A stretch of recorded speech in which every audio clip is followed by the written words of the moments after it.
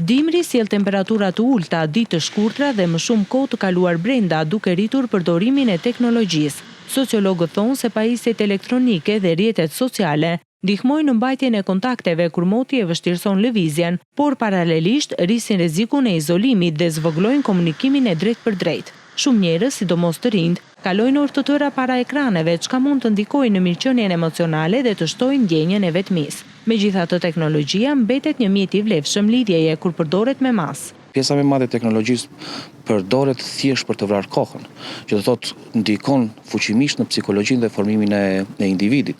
Nuk flasim vetëm për pjesën e komunikimit. Ne komunikojmë me familjar, komunikojmë me të afërm, komunikojmë çështje pune, çështje të jetës së përditshme kështu me radhë, por kjo nuk është një problem. Problemi është kalimi i kohës në mënyrë jo efektive dhe përdorimi në mënyrë jo efektive i tyre, i kësaj teknologjie. Specialistët rekomandojnë që periudhat e gjata në shtëpi të shoqërohen me aktivitete sociale, takime, ecje apo evente komunitare për të ruajtur marrëdhëniet dhe kontaktet reale. Se jemi në stinë e dimrit nuk do të thosë që duhet të rrim gjatë kohës me teknologjinë, po kur nuk se teknologjia çfarë bënim dimër ne? A mund të bëjë një bisedë në familje?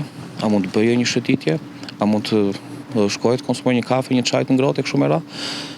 A mund shihë një film së bashku, a mund lexojë një libër kështu me radhë? Pse këto nuk kanë më vlerë, quhen demodeso dhe ti duhet të rish gjatë kohës në efektin e teknologjisë?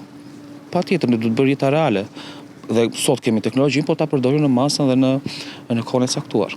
Në thelb, dimri dhe teknologjia nuk duhet të na largojnë, por të na kujtojnë rëndësinë e ekuilibrit mes botës digjitale dhe asaj reale.